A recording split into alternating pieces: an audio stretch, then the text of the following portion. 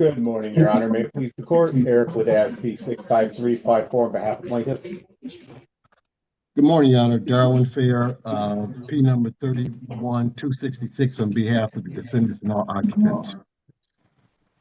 All right. This is the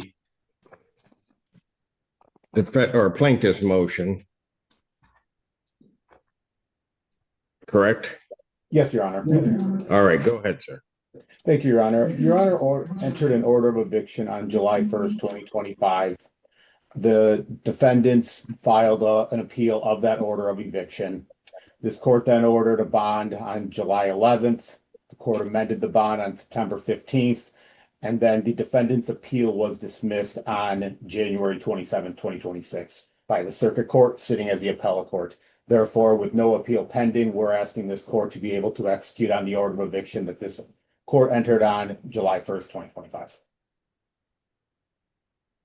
In Washington County District Court, the defense begs for a stay of eviction, arguing appeals are still pending, but the judge isn't moved. With $29,115 in unpaid escrow sitting unpaid, the court signs the eviction order and makes it clear any stay must come from the appellate court, not here. Mr. Fair. Thanks, Your Honor. First of all, thanks for allowing me to appear by Zoom. My clients really appreciate that. With regard to our argument, let me just say this, Your Honor. There's three issues. Number one, the underlying case is actually before the Michigan Court of Appeals. That case has not been decided by the Michigan Court of Appeals by way of delayed application for leave to appeal. So with regards to the underlying case of this matter that's before the court is still pending. Number two, with regards to the Washtenaw County Circuit Court, I have been retained to appeal that case, so we intend to appeal that forthwith. And then number three, with regards to escrow. And Judge, let me just say this with regard to escrow. My clients just do not have the financial wherewithal to make escrow payments. And let me explain why. As the court knows, this is a storied case.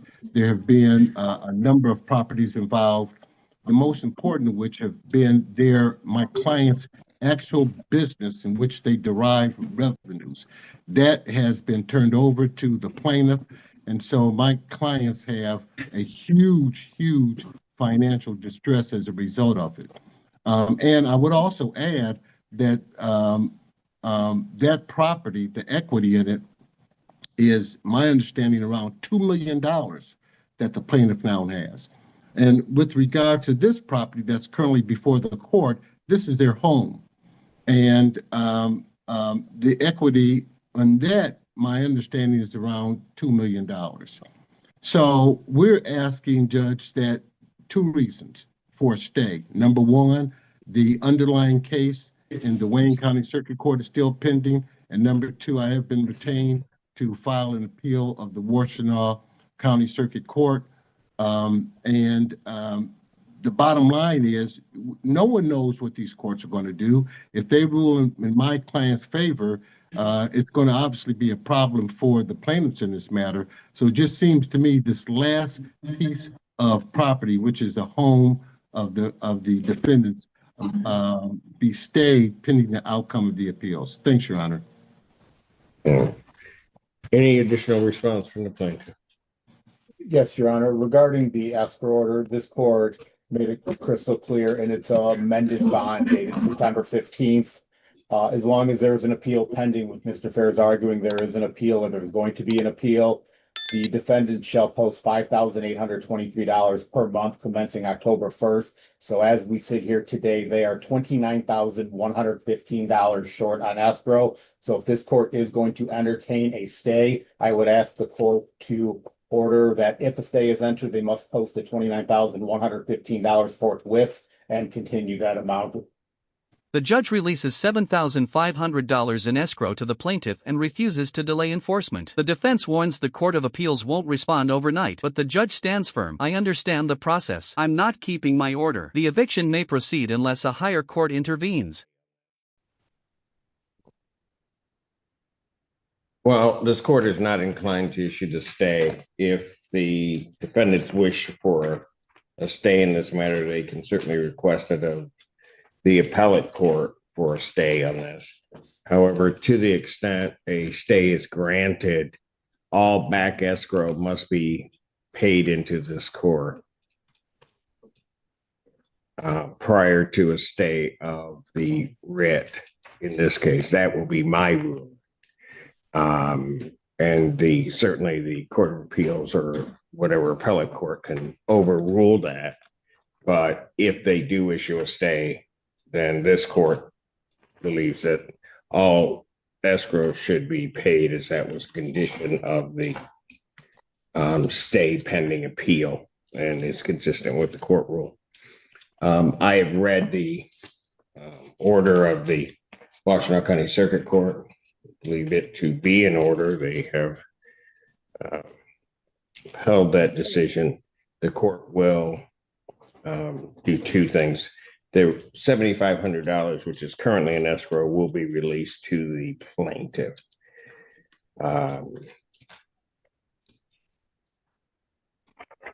And I will, I am signing as we speak the order of eviction. That order of eviction may issue and may be executed on. So, Your Honor, if I may, if we're allowed to appeal or ask the Michigan Court of Appeals for a stay, we would need time to do that. We can get that motion out as soon as we file the appeal. So I'd ask the court to stay the eviction until the Michigan Court of Appeals has made a decision on our stay. absolutely not, Mr. Fair. I'm not going to stay this any longer. Okay, well, Judge, what about with regards to the 29,000, and I don't have that exact amount, 29,000. Mr. Ledez, how much did you say that is owed in escrow? $29,115 from October through February for at $5,823 per month. Okay, and Judge, what if he posts that amount? Then if he posts that amount, he apparently You won't would be need to evicted. have an appeal pending and that, but I'm not staying my order. So I understand that, Judge, but we can't get a stay with the Michigan Court of Appeals until the appeal is filed. I intend to file that forthwith. But you can indicate in your appellate paperwork that this court has denied the stay. And then they can act if they so choose to do so. Yeah, and I understand, Judge. Only point I'm making is the Court of Appeals, and I've done these before, the Court of Appeals don't give you an answer overnight. I would say, because here's the process. The process is that you ask for appeal bond and you ask for I understand how, Mr. Fair, Yes. I understand how the process works. You've done it 5 or 6 times in my court, so I certainly understand it, and I know how it operates. What I am indicating to you is I am not staying the order of eviction. The order of eviction will issue. If you may have an order indicating, or you can indicate to the Court of Appeals that this court has denied the stay, and then you can choose to do so. You can, if they decide to act, if they will act in time for you, then they'll act in time for you. If not, well, this is where it's landed.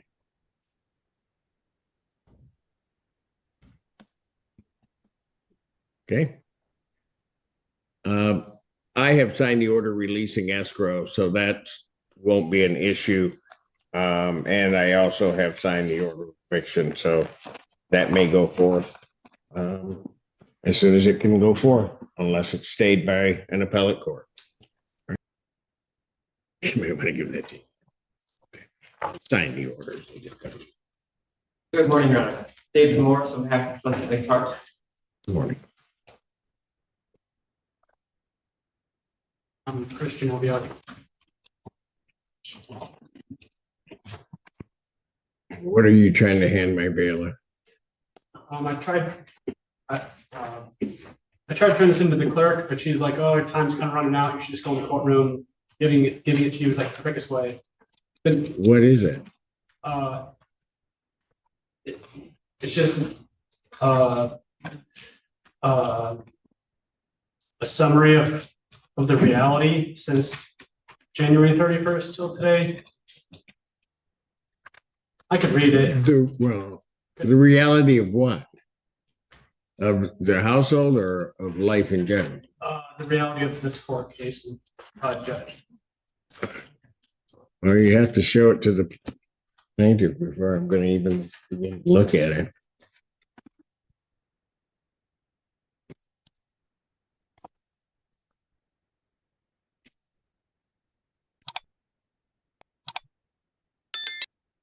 Do you mind?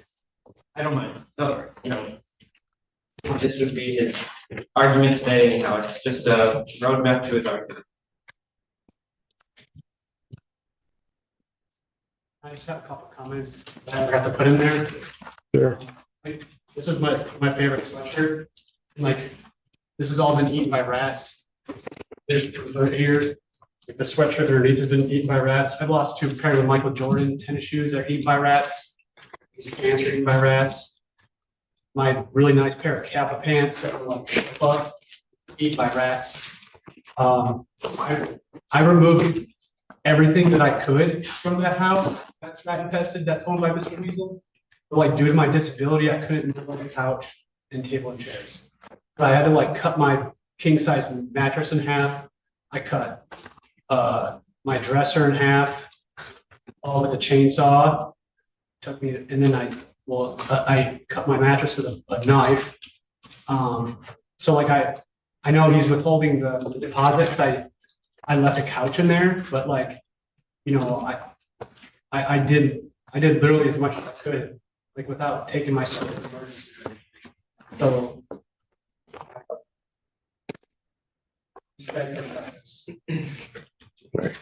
Good morning, Your Honor. We're on today's final settlement conference. Plaintiff is requesting, last the court acted, Mr. Janowiak was ordered out by January 31st. He did that. Right. He vacated the premises on time. Plaintiff was withholding security deposit. We haven't had a forwarding address given to us. It's a P.O. box because I'm homeless.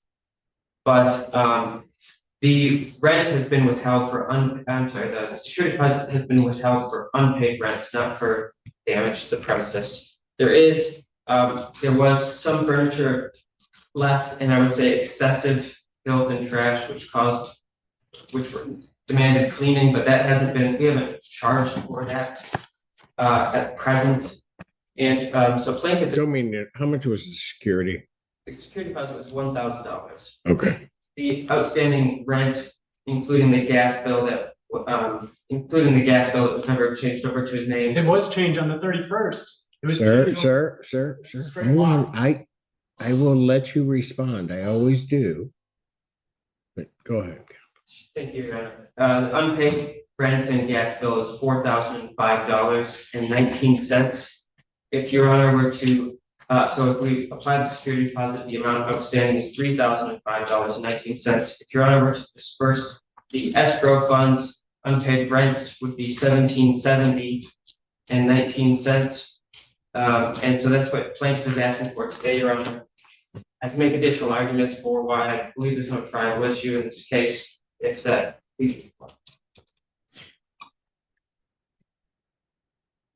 The DTA was taken out on the 30th. Now it's gone by The 30th of January. on January, yeah. And then I'll make that is a straight lie. I mean, he also Hold on. He didn't say that you didn't take it out of your name. I mean, you're not charging for the 14 days, are you? Correct. So my understanding is that he was required to put the gas into his name, and that either didn't happen or went unpaid, one or the other. So I believe my client's books records show that they were just auto paying the gas over the course of his lease. That's not. And how much is the gas of this amount? We're talking about approximately, I have it broken down by month here, but approximately $200. I've been paying my DTE every month since I've been there. That's a straight lie. Like, that's a pure lie. Like, swear to God. Okay, That's a pure so lie. hang on. All the records are there. I mean, how can you lie about But, that? but hold on. You didn't pay the rent, so I know I owe DTE like $400. That's it. well, they're only saying it's about 200 that they paid over the time. I paid my DTE bill. I paid all the bills that I needed to pay up until this rat infestation was not taken care of. And then they lied about the rat poop, and they didn't. Okay, but hold on. Then the mood shifts. A former tenant claims rats destroyed his clothes, his mattress, even his job. He says he's disabled and can't afford the judgment. The landlord claims unpaid rent and gas bills total over $4,000 and the security deposit barely dents it. This is a nightmare. The security deposit can properly be deducted pursuant to statute against back rent. If there's $1,250, I think it is, in escrow. If that's paid over to the plaintiff, they have the $1,000. Your balance with your unpaid rent and the gas bill, but hold on, would come to the $1,770.19.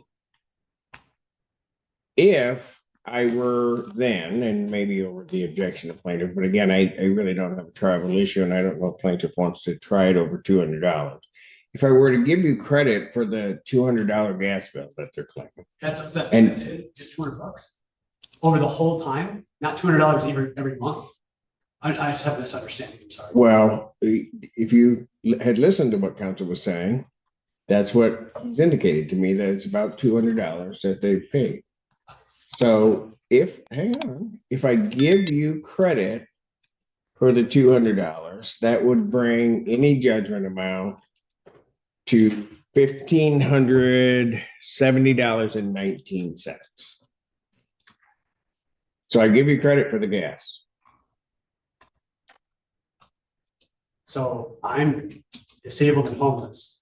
I can't afford to pay anything. I'm barely eating as it is. And I lost my job because of this rat infestation. I worked from home for AAA.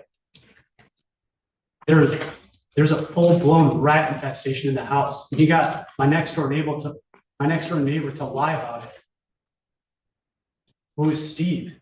Sir, I've been through that initially. I think it was know. badgers.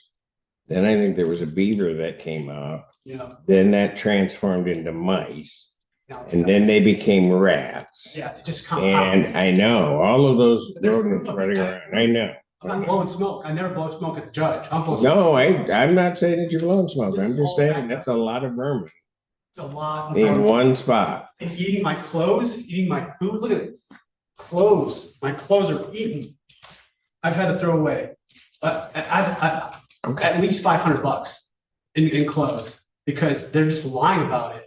This is an inverted nightmare. Sir, I don't have anything to try. What you've asked me for, and I've read over what you gave to the court. You want the escrow back. I don't think that's proper because the rent hasn't been paid. Also, in looking at everything in regard to this, I don't see where you would be entitled to any abatement necessarily of any rent in this, or that they're gonna need to pay you damages. So the damages are my clothes have been gone. I lost my job because the rats were literally underneath my bed. They were nesting. They were nesting inside the dresser, a foot from my house. I mean, a foot from where I lay my bed, where I lay down. I mean, there's a rat's nest literally underneath my bed, inside the house, and they lied about it while we were all standing in rat poop. And then this kept going on, and no professionals were hired. I've listened to you every time you come here. I understand what you're telling me, but just because you keep repeating it doesn't make it true. I know. You would have had to substantiate that, and you haven't. And so all I'm here to do today is we've dealt with the possession issue. Now we're dealing with just the monetary issue. And I don't think there's an issue for me to try regarding the money. I can't afford it. Okay, listen, I swear to God, I can't afford it. okay. I mean, I'm literally on SSDI. I'm But- literally homeless. And that may become their issue regarding any amount I give in collection of it. I mean, I'll have to file for bankruptcy. And then, I mean, that all washes away. If I file for bankruptcy, then Then he gets, well, I don't know what the bankruptcy court is. it's washed. I mean, you are talking to a disabled street kid that was forced out of his home because of rats and lost his job because of rats. While the whole time the landlord is saying, you're lying, there is no problem. Then I have professionals backing me up. And then I have him saying that like, oh, he's told other neighbors that he's gonna shoot me. Where is that neighbor? That's defamation. I mean, I know that's like a different court case, not to go get a lawyer, blah, blah, blah, blah. I know we're just talking about money today, not defamation. That's a different case. I get it. I'm not dumb. But I mean, like, I've been defamed. I've been put on the street. I have lost my job. I've lost my clothes. I've lost my health. I've lost literally almost everything because Mr. Weasel is not maintaining his property. I mean, I'm repeating myself because I'm just expecting you to slam dunk on these people and pay me and shame these people and wish me well. That's what I thought. I mean, you have a reputation of being an all-star judge in Michigan. I expect you. I don't know if that's the case. I mean, I'm just being honest. My kids think of me that way, but I don't know anybody else. I mean, I'm not No, gonna say listen, but I know you're good. Listen, sir, listen. The tenant expects sympathy. Instead, the judge delivers a blunt reminder. I may feel for you, but I follow the law. He credits $200 for gas, refuses additional costs, and enters a $1,570.19 judgment. Emotional pleas aside, the court rules strictly by statute, and that's final. You may have thought you knew what I would do in this case. There are attorneys that come in every day thinking they know what I'm going to do, and then they become greatly surprised. Because what I'm going to do is I'm going to follow the law. I may feel for you, I may have sympathy for what your plight is, but I'm going to follow the law. That's how it works. That's what I want you to do is to follow the law. And that's what I'm going to do. And what I'm going to do is I'm going to find that there's no tribal issue. I am going to give him credit for the $200 gas bill. So I'll award, and also I will not charge him cost. So I will award a total judgment amount of $1,570.19. The escrow will be released to plaintiff. That is the court's ruling. Thank you. Thank you, Ron. I did write it. Thanks for your time, Judge. Thank you, sir. Did he salute you? He did. Straight on.